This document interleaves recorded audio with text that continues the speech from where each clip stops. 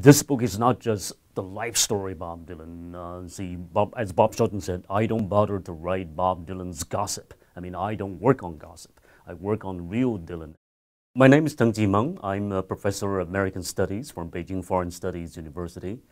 On this trip, I'm here to promote my book, my first real translation project. And here's the one, No Direction Home, biography by Robert Shelton, finished in 1986, which is translated into from English into Chinese. There are 2 volumes of it.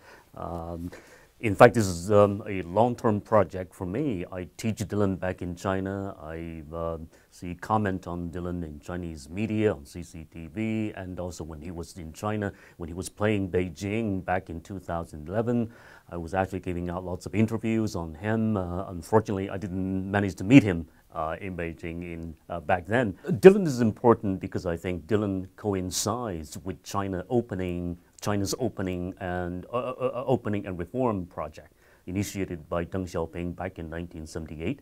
And Dylan actually came to China with this influx of foreign teachers and the first batch of Fulbrighters from the United States. And there's one professor by the name of Steve Armstrong from California, in fact, who actually teaches English, who taught us English through using Dylan's lyrics.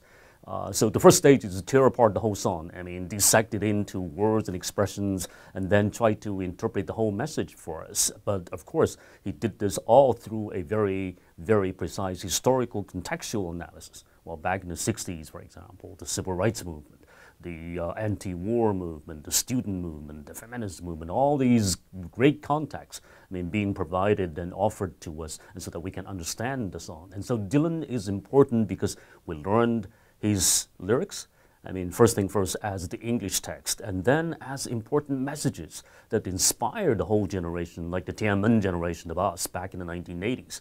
And so, and eventually Dylan proved to be the first batch of a kind of a modernist text or literature introduced into China, and that not just in a sense, inspires sociopolitically, but also, in a sense, literally. Dylan is a poet, and Dylan proved to be a very important political activist that managed to use rock and roll, blues, and perhaps folk music to express explicitly political message.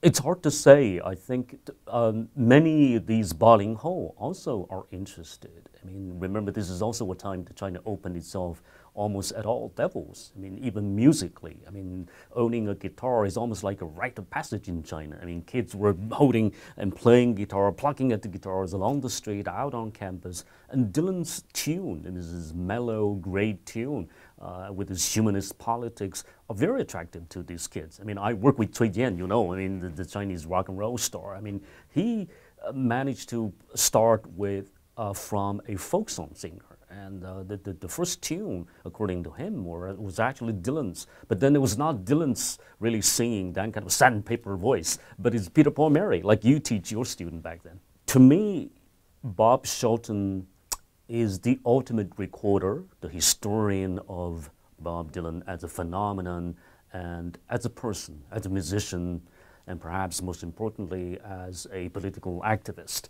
And so in this sense, it is a true Dylan story. I mean, every single section, I mean, particularly starting from the 3rd section, I mean, every these section would offer almost like a encyclopedic study of Dylan songs, because Dylan songs are very, very culturally specific. There are many, many American idioms, biblical allusions, and all these American culture stuff. And so it needs somebody to interpret, to explain. And that's why I chose this book, because it is an encyclopedia of his music, his message, and also, most importantly, the culture and society of America. And I teach American studies, and so this is absolutely a kind of a gold mine for me.